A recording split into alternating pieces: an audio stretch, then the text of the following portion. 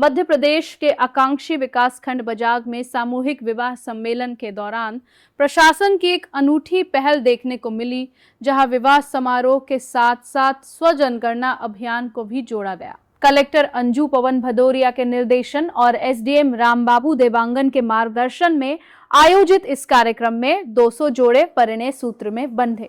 इस आयोजन की खास बात यह रही कि विवाह स्थल को ही स्वजनगणना केंद्र बना दिया गया। स्वजनगणना अभियान 2026 के तहत विशेष काउंटर और हेल्प डेस्क लगाए गए, जहां लोगों को ऑनलाइन फॉर्म भरने की प्रक्रिया सिखाई गई।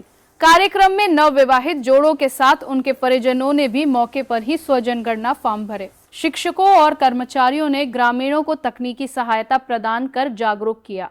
आदिवासी क्षेत्र में इस तरह की पहल को बेहद सराहनीय माना जा रहा है, जिससे बड़ी संख्या में लोगों को एक ही स्थान पर योजना से जोड़ा जा सका। प्रशासन का कहना है कि इस नवाचार से सैकड़ों लोगों का पंजीकरण एक ही दिन में संभव हो पाया। डिंडोरी से संवाददाता सादिक अली की रिपोर्ट। वो अपनी पत्नियों को, वधुओं को पढ़ने की अनुमति देंगे, क्योंकि बिना पढ़ाई के जीवन में और अच्छी चीजें आपको प्राप्त नहीं हो सकती। तो ज्ञान प्राप्त करने का आपको अवसर बिल्कुल नहीं छोड़ना है। दूसरा वचन फूलों से है कि हमारे यहाँ समाज में अनेक ऐसी कुरीतियां फैली हुई है और अभी जितनी भी घटनाएं, दुर्घटनाएं होती है, उसमें कहीं ना कहीं नशे की जो बुरी आदत है, वो यदि हमने किसी से ले ली तो वो आपके परिवार को बहुत नुकसान पहुंचाती है, जिसका जो अगर कोई खमियाजा होता है तो उसकी पूर्ति हम कैसे भी सांत्वना से पूरा नहीं कर सकते।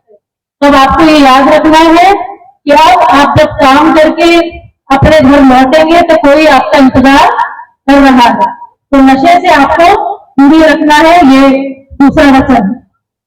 तीसरा, हमारे यहाँ पूरे जिले में पानी की बहुत कमी है, तो हमको अपने घर में नया घर, अपने माता पिता के घर जहां भी आप रहते हैं, ये प्रयास करना है कि कैसे हम बारिश के पानी को, जो पानी आप उपयोग में कर रहे हैं, उस पानी की बूंद बूंद को कैसे बचाना है।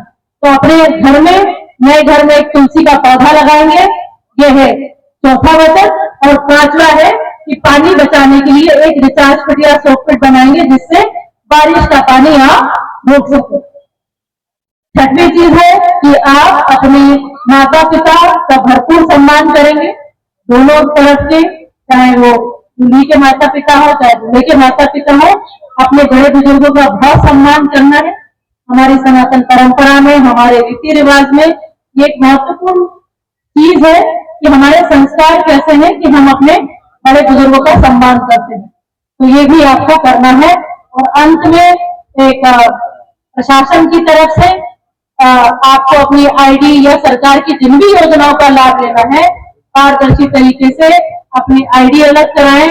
अन्य योजनाओं का लाभ है, आज बहुत पारदर्शी माध्यम है, जिसके माध्यम से आपको हर उस योजना का लाभ मिल सकता है जिसके आप पात्र हैं।